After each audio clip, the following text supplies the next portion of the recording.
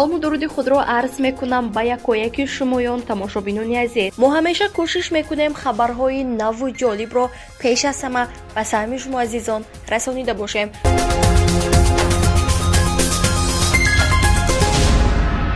русия гирифтани шаҳрвандиро осон кард. барои кӣ ва чаро? аз 2 октябр бо фармони президенти Русия Владимир Путин гирифтани шаҳрвандии ин кишвар ба мутахассисони соҳиби ихтисос осонтар карда шуд. шумораи тоҷикистонёне ки шаҳрвандии Русияро мегиранд сол то сол зиёд мешавад.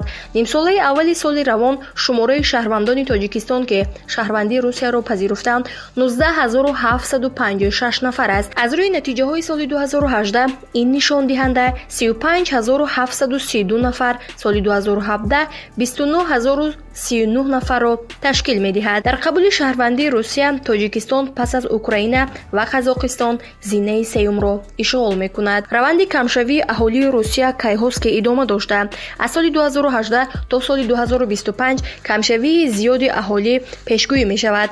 тибқи маълумоти идораи омори Русия шумораи аҳолии Русия боз ба миқдори 3.3 миллион нафар кам мешавад. то соли 2030 шумори шаҳрвандони коршоями Русия беш аз 10 миллион нафар коҳиш меёбад. гирифтани шаҳрвандии Русия барои мутахассисони баландихтисос осонтар шуд. аз ин рӯ тасмим гирифта шуд ки афзоиши шумораи аҳолӣ аз ҳисоби шаҳрвандони кишварҳои дигар ки хоҳиши ба Русия кӯчиданро доранд ва хубтар мебуд агар онҳо мутахассисони баландихтисос бошанд. мувофиқи мақсад ва ба нафъи кор хоҳад буд. то имзои фармон барои гирифтани шаҳрвандии Русия мутахассисони баландихтисоси хориҷӣ бояд дар қаламрави кишвар на камтар аз 3 сол кор карда ҳуҷҷати иҷозаи зист медоштанд. акнун ин муҳлат то 1 сол кам шуда. доштани ҳуҷҷати иҷозаи зист низ зарур аст. барои гирифтани шаҳрвандии Русия ба тартиби соддашуда ҳуҷҷатҳои зерин заруранд. 1. ҳуҷҷати иҷозаи зист ба нусхабардории ҳамаи саҳифаҳои пуршуда. нусхаи нотариалӣ тасдиқшудаи шиносномаи аризиядиҳанда бо тарҷумаи русии он. дар сурати ивази ному насаб ҳуҷҷатҳои тасдиқкунандаи он аз ҷумла шаҳодатномаи ақди никоҳ, бекор кардани никоҳ, муайян кардани падарӣ ивази ном дар сурати зарурат бо тарҷума. яке аз ҳуҷҷатҳои тасдиқкунандаи доштани сарчашма ба даст овардани даромад барои таъмини рӯзгор. ҳуҷҷати тасдиқкунандаи донистани забони русӣ. ҳуҷҷати тасдиқкунандаи кор кардан бо ихтисос, дафтарчаи меҳнатӣ, шартномаҳои меҳнатӣ ё қарордодҳои шаҳрвандӣ, ҳуқуқи дар бораи иҷрои кор, хизматрасонӣ. маълумот дар бораи ҳолати суратҳисоби шахсии инфиродӣ, шахси суғурташуда ки аз ҷониби мақомоти минтақавии фонди нафақаи Русия бо шакл аз ҷониби фонди нафақаи Русия тасдиқшуда дода шудааст. квитансияи пардохт 3500 рубл боҷи давлатӣ, 4 сурати 3/4, ариза дар 2 нусха. ҳамаи нусхаҳои ҳуҷҷатҳои дар боло зикршуда ҳамроҳ бо нусхаи аслияшон пешниҳод карда мешаванд. вақти пешниҳоди ариза барои гирифтани шаҳрвандӣ сатҳи даромад низ ба назар гирифта шуда. дар ин маврид амонатҳои шахсӣ пешниҳод шуда метавонанд. даромад аз рӯи ҳисоби музди меҳнатӣ ҳадди аққал дар муддати 6 моҳ вақти барраси ариза дар ҳар минтақа алоҳида муқаррар мешавад. дар робита ба соддатар шудани гирифтани шаҳрвандии Русия барои мутахассисони баландихтисос вазорати меҳнати Русия номгӯи ихтисос, касб, мансаб ки барои чунин мутахассисон пешбинӣ шудааст қариб 2 баробар аз 74 то 135 номгӯиро зиёд карда низ. ин ҳама алҳол пешгӯӣ буда. дар сурати ворид шудани тағйирот Migrant Vents Info дар ин бора маълумот нашр хоҳад кард. дар зер номгӯи амалкунандаи касбу ихтисос ва мансабҳоиро манзуратон мегардонем ки барои шаҳрвандони хориҷӣ ва шахсони бешаҳрванди мутахассисони ҳирфаӣ дорои ҳуқуқи гирифтани шаҳрвандии Русия ба тартиби соддашуда аз ҷониби вазорати меҳнати Русия соли 2015 тасдиқ шуда буд.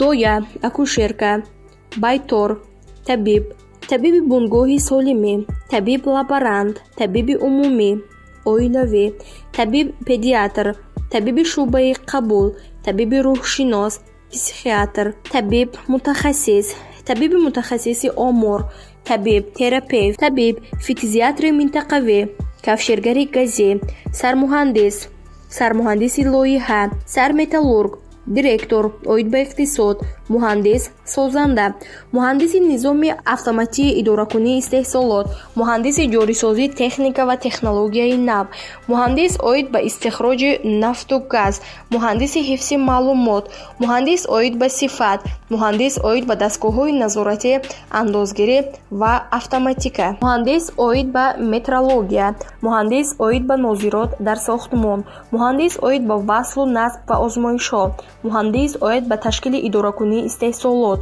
муҳандис оид ба омодакунии истеҳсолот, муҳандис оид ба кафшергарӣ, муҳандиси лоиҳакаш, муҳандис технолог, муҳандис устои барқ, математик, ҳамшираи шавқат, ҳамшираи шавқати шуъбаи ҷарроҳӣ, ҳамшираи шавқати қабул ва нигоҳубин, техникаи тиббии озмоишгоҳ, насбгари сохтори пӯлодӣ ва оҳану бетонӣ, насбгари низомҳои санитарии техникӣ ва таҷҳизот, насбгари низоми ҳавософкун ва аспиратсия, насбгари қубурҳои технологӣ, насбгари таҷҳизоти технологӣ ва сохторҳои марбут ба он, устои дастгоҳҳо ва бо идоракунии барномавӣ, дорусоз, васлгари корпусҳои киштиҳои металлӣ, кафшергари тӯрҳо, арматур ва каркасҳо, устои насби сохторҳои металлӣ, устои васлу насби дастгоҳҳои парвозкунанда, устои сохтмон, устои таъмири киштӣ, устои дастгоҳҳои коркарди чӯб, таъмиргари сохторҳои киштӣ, техники пармагар,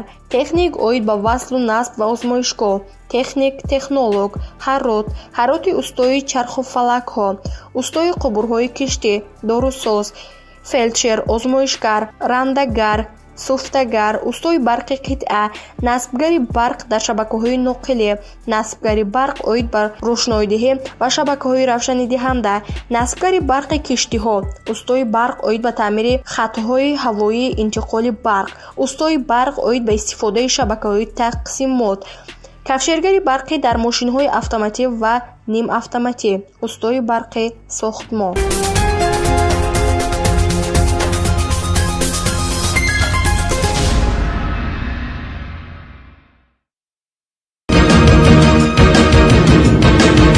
нархи патент аз соли 2020 боз гаронтар мешавад. ҳукумати Москав тасмим гирифтааст аз соли 2020 арзиши патентро боз ҳам гарон кунад.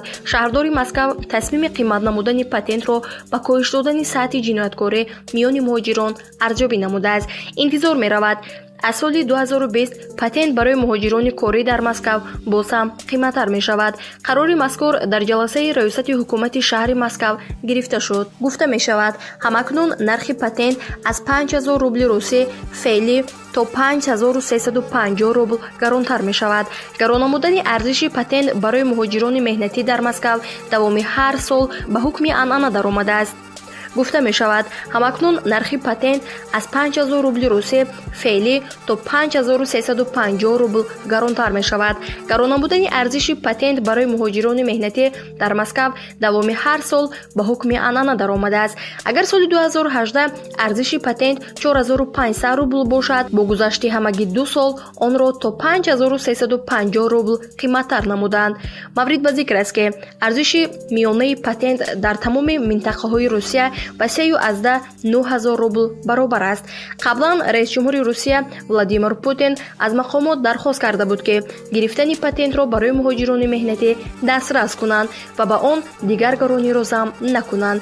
зимнан шаҳрдори Москав Сергей Собянин далели боло рафтани арзиши патентро ба коҳиш ёфтани сатҳи ҷинояткорӣ дар Русия аз ҷониби муҳоҷирон арзёбӣ намуд. Кто-то с Памира и кто-то с Худжанда, кто-то с Кулаба и кто-то с Самарканда.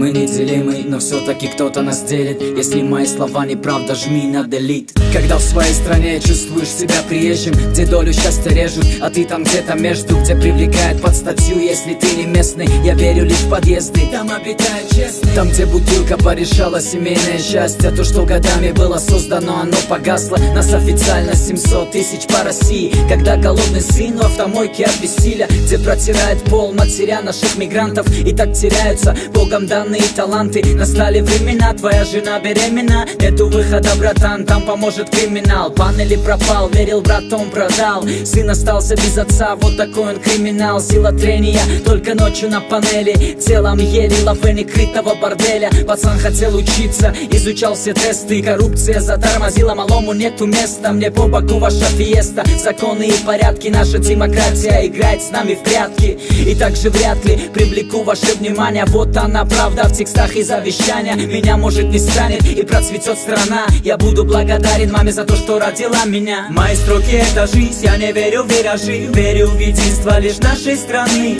Мама подарила жизнь, я умею дорожить. Верю в ислам и мой Таджикистан. Мои строки это жизнь, я не верю в виражи. Верю в единство лишь нашей страны. Мама подарила жизнь, я умею дорожить. Верю в ислам и мой Таджикистан. Мама, я так устал ссориться с тобой, пойми. Я просто вник в атмосферу длиной миг. Бывали дни, среди возни я позабыл о том, кого любил. Эй, yo, keep it real. Ночной город, фонари и колорит. Стихи мои, это то, что я кладу на бит. Фортуна поскулит, поплачет и забудет. Тогда уже вокруг меня будут другие люди. Когда научимся ценить мы свою культуру, просто гордиться этим, а не включать дуру. Ваш фотоаппарат, необычная находка. Палец поднимайте вверх, не только в фотках. Базар не просто в шмотках и разного девайса. Просто грязи гранит науки, тупо улыбайся. Проблемы это тема только нашего народа. Мы видим сорняки только чужого огорода. Ценители дресс-кода, моя свобода, вера. Моя погода серая, во всем есть своя мера. У тебя есть поджера от дорогого бати. Стоят тупых шестерок, бонус в твоей зарплате. Чего же ради жить, если не познал голод? Не ощутив боль, стресс и просто холод. Мой рэп это true, он не биф и не миф. Я просто таджик, что зовется мастиф. Мои строки это жизнь, я не верю в виражи. Верю в единство лишь нашей страны. Мама подарила жизнь, я умею дорожить. Верю в ислам и мой Таджикистан. Мои строки это жизнь, я не верю в виражи. Верю в единство лишь нашей страны. Мама подарила жизнь, я умею дорожить. Верю в ислам и мой Таджикистан.